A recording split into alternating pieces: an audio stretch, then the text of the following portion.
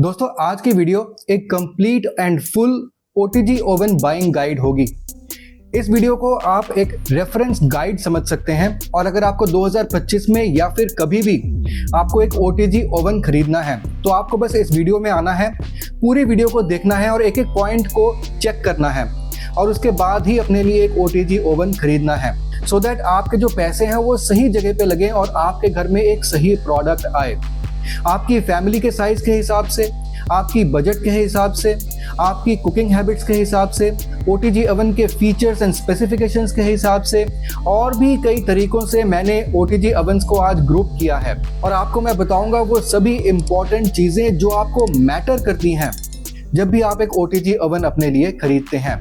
इसलिए वीडियो को बहुत ध्यान से देखिएगा और इस वीडियो के डिस्क्रिप्शन बॉक्स में मैंने कुछ बहुत ही बेहतरीन ओटीजी ओवन्स के अलग अलग साइजेस के ओटीजी ओवन्स के मैंने लिंक्स दे दिए हैं जिनको आप चेकआउट कर सकते हैं। इनको काफ़ी मेहनत के बाद मैंने क्यूरेट किया है, इसलिए सभी बहुत बेहतरीन ऑप्शंस हैं, लेकिन आपके हिसाब से जो आपके लिए बेस्ट ऑप्शन रहता है उसको आप चूज कर सकते हैं, चाहे तो वहां से खरीद सकते हैं, लेटेस्ट प्राइसेस चेक कर सकते हैं।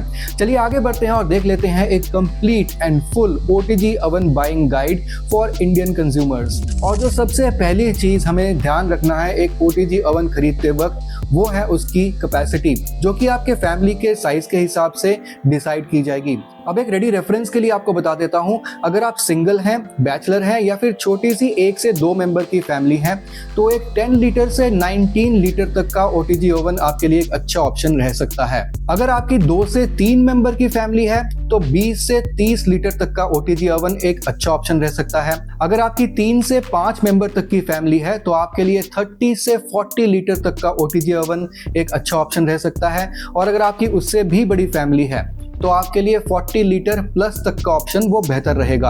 अब एक छोटा सा टिप आपको देता हूं, अगर आपकी कुकिंग हैबिट्स बहुत ज़्यादा हैं, बेकिंग ग्रिलिंग वगैरह बहुत ज़्यादा करते हैं तो अपनी फैमिली के साइज़ के हिसाब से जो आपका ओटीजी ओवन बैठता है उससे थोड़ा सा बड़े साइज़ का ओटीजी ओवन लीजिए, ज़्यादा बेहतर रहेगा। चलते हैं अपने पॉइंट नंबर 2 पे और यहाँ पे आ जाता है हीटिंग एलिमेंट।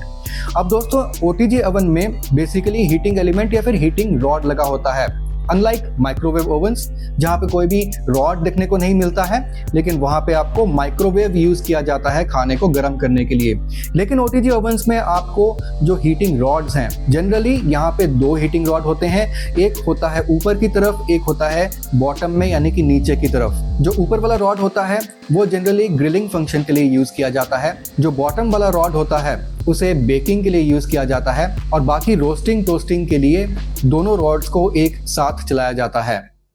तो एक छोटा सा टिप और दे देता हूं, आप कोशिश कीजिए ऐसा ओटीजी ओवन लेने का जहां पे आप इंडिपेंडेंटली रॉड्स को कंट्रोल कर पाएं। आप अपने हिसाब से सिंगल रॉड यानी कि अपर रॉड या फिर लोअर रॉड या फिर दोनों रॉड्स को एक साथ चला पाएं। इससे आपकी काफ़ी डिफरेंट टाइप्स ऑफ कुकिंग जो है ना वो आप ओटीजी ओवन में कर सकते हैं। चलते हैं अपने नेक्स्ट पॉइंट पे। अब दोस्तों केक्स हो या फिर कुकीज़ हो जहाँ पे हमें 180 डिग्री सी से लेके 200 डिग्री सी तक ओवन का टेम्परेचर सेट करना पड़ता है, या फिर रोस्टिंग हो या फिर टोस्टिंग हो जहाँ पर और भी ज़्यादा टेम्परेचर की हमें ज़रूरत पड़ती है, या फिर आपको सिंपल कोई भी फ्राइड चीज़ें बनानी हो जहाँ पर हमें थोड़े से कम टेम्परेचर से चल जाता है, तो हमें एक ओटीजी ओवन ऐसा चाहिए होता है जहाँ पे हमें ज़्यादा टेम्परेचर रेंज मिले, क्योंकि जितनी ज़्यादा टेम्परेचर रेंज आपको मिलेगी उतनी ही ज़्यादा अलग अलग टाइप की कुकिंग आप ओटीजी ओवन में कर पाएंगे। इसलिए 100 से लेके 250 डिग्री सी एक बहुत ही बढ़िया टेम्परेचर रेंज है जिसमें आपके मैक्सिमम डिफरेंट टाइप की रेसिपीज जो है वो कवर हो जाती हैं। इसलिए एक ओटीजी ओवन में 100 से लेके 250 डिग्री सी तक का टेम्परेचर रेंज जरूर होना चाहिए। चलते हैं अगले पॉइंट पे और यहाँ पे आ जाता है टाइमर फंक्शन। काफ़ी ओटीजी ओवन्स में आपको 60 मिनट्स का टाइमर फंक्शन देखने को मिलता है, लेकिन कुछ ऐसे ओटीजी ओवन्स भी हैं जहां पर आपको 120 मिनट्स तक का टाइमर फंक्शन देखने को मिलता है। इस टाइमर फंक्शन से आपकी कन्वीनियंस बहुत ज़्यादा बढ़ जाती है, इसलिए कोशिश कीजिए कि आपके ओटीजी ओवन में टाइमर फंक्शन ज़रूर हो। प्लस ओटीजी ओवन में ऑटो शट ऑफ और बेल अलर्ट का ऑप्शन भी होता है जो कि आपकी कन्वीनियंस में और भी ज़्यादा एड अप करता है। चलते हैं अपने नेक्स्ट पॉइंट पे और यहाँ पे आ जाता है रोटेसरी फंक्शन। अब दोस्तों अगर आपने कबाब, टिक्का या फिर रोस्ट चिकन वगैरह बनाना है, इवन वेजिटेबल्स भी आप रोस्टिंग वगैरह कर सकते हैं, तो इन दैट केस आपको रोटेसरी फंक्शन काफ़ी ज़्यादा हेल्प करेगा, क्योंकि यहाँ पर आपके ओटीजी के मिडल में एक रॉड दी जाती है, एक स्क्वायर दिया जाता है जिसपे आप कोई भी जो फूड आइटम है वो लगाकर उसको रोटेट करके उसको हर तरफ से सही तरीके से कुक करना, ब्राउनिंग करना और उसका क्रस्ट जो है वो क्रंची बनाना, इस टाइप की चीज़ें आप बहुत बढ़िया कर सकते हैं एक रोटेसरी फंक्शन को यूज़ करके। तो आपके ओटीजी में अगर एक मोटराइज्ड रोटेसरी रहती है ये बहुत ही अच्छी बात है। लेकिन एक छोटा सा टिप और देना चाहूँगा, अगर आपको ग्रिल्ड आइटम बहुत ज़्यादा पसंद है और अगर आप रोस्टिंग वगैरह बहुत ज़्यादा करते हैं तो ही आप एक रोटेसरी फंक्शन वाला ओटीजी लीजिए, अदरवाइज आप इसको स्किप कर सकते हैं क्योंकि रोटेसरी फंक्शन को इंक्लूड करते ही ओटीजी की जो कॉस्टिंग है वो बढ़ जाती है। चलते हैं अपने अगले पॉइंट पे और यहाँ पे आ जाता है कन्वेक्शन फैन। अब दोस्तों आजकल काफी ओटीजी ओवंस में अंदर कन्वेक्शन एक फैन भी दिया होता है ताकि अंदर की जो भी हीट है वो इवनली डिस्ट्रीब्यूट हो। और कुछ ऐसी कुकिंग होती है जहाँ पे हीट को इवनली डिस्ट्रीब्यूट करने की ज़रूरत होती है। हालांकि ऐसी कुछ कुकिंग भी होती है जहाँ पे हम चाहते हैं कि अलग अलग जगह पे हीट ज़्यादा या फिर कम हो ताकि जो क्रस्ट है वो अलग अलग तरीके से क्रिस्पी बने। लेकिन जहां पर आपको एक कन्वेक्शन फैन दिया जाता है वहां पे ओटीजी ओवन के अंदर बहुत अच्छी हीट डिस्ट्रीब्यूशन होती है। तो आप एक ऐसा ओटीजी ओवन प्रेफर कर सकते हैं जहां पर अंदर कन्वेक्शन फैन भी आपको मिल जाता है। इससे आपका जो खाना है वो जल्दी भी बनता है और काफी यूनिफॉर्म कुकिंग एंड बेकिंग होती है। अब देख लेते हैं ओटीजी ओवन के साथ हमें किस टाइप की एक्सेसरीज मिलती हैं। तो हमें जो एक्सेसरीज मिलती हैं ओटीजी ओवन के साथ वो है वायर रैक या फिर इसको ग्रिल रैक भी कहा जाता है, प्लस हमें बेकिंग ट्रे मिलता है, क्रम ट्रे मिलता है और हमें रोटेसरी रॉड प्लस फॉक्स भी मिल जाते हैं और साथ ही साथ हमें टोंग्स या फिर ट्रे हैंडल भी मिल जाता है।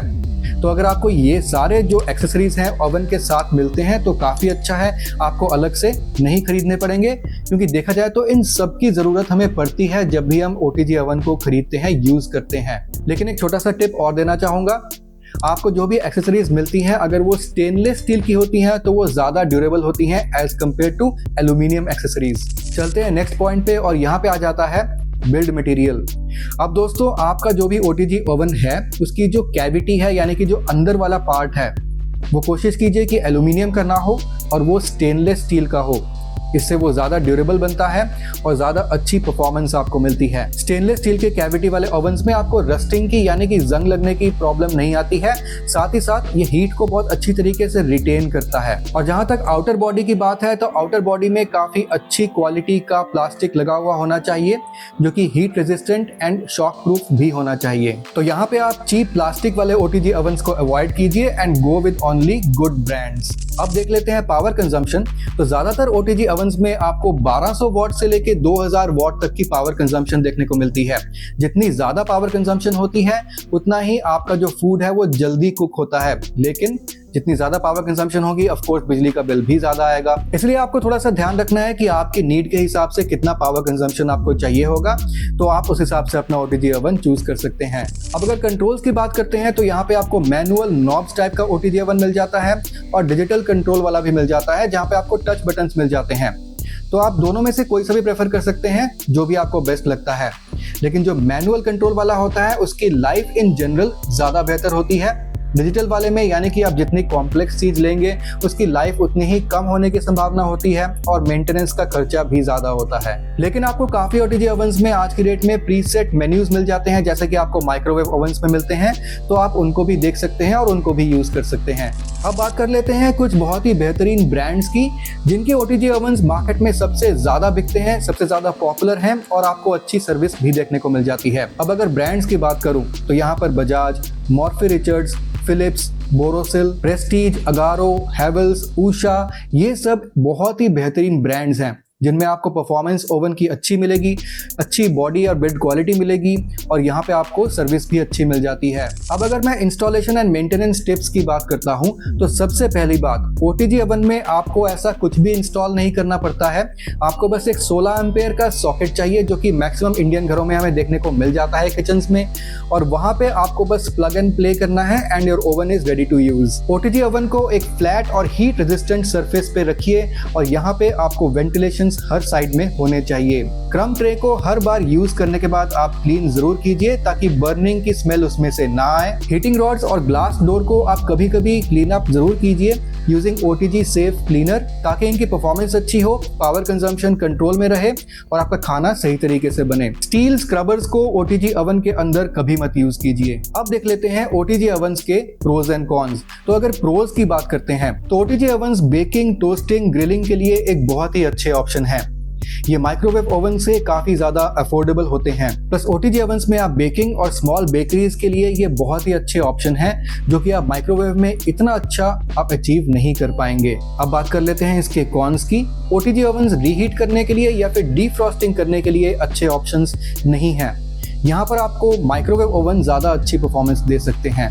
यहाँ पे खाना कुक होने में ज़्यादा टाइम लगता है as compare to a microwave oven. और अगर मैं देखूँ कि कौन सी चीज़ ज़्यादा वर्सेटाइल है, OTG ओवन या फिर माइक्रोवेव ओवन, तो मेरे हिसाब से एक माइक्रोवेव ओवन ज़्यादा वर्सेटाइल है, क्योंकि वहाँ पे आप ज़्यादा टाइप की रेसिपीज बना सकते हैं।